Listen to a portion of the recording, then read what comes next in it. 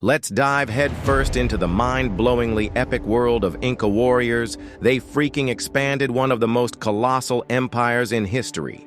First off, the structure of this Inca military machine was tighter than a drum, built on a decimal system. Imagine armies grouped into squads of 10, 100, 1,000, and even 10,000 soldiers. And get this, units were often sorted by ethnicity. So each group rocked their own tribal gear that screamed, "Don't mess with us!" The commanders, usually the emperor's own royal blood, but also the toughest, who clawed their way up the ranks through sheer grit and devotion to the Sapa Inca. And the Sapa Inca himself?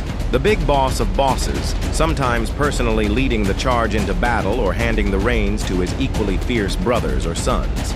Now, training these Inca warriors, starting at the tender age of 10, these kids were put through the most grueling, hardcore boot camps you could imagine. Wrestling, lifting insane weights, and perfecting the deadly art of sling shooting.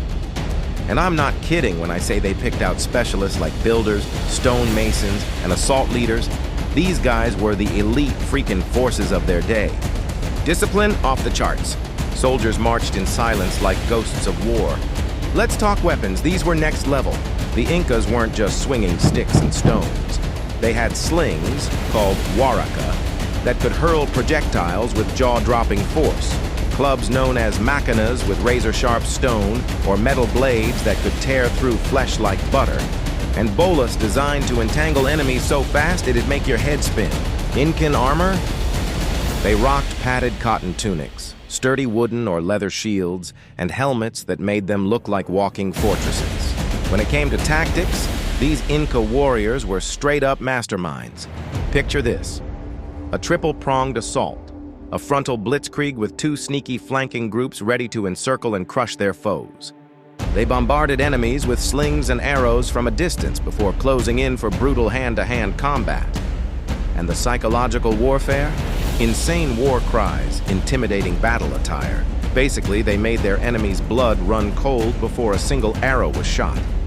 Plus, they were terrain gods, turning mountains and narrow passes into death traps and ambush spots.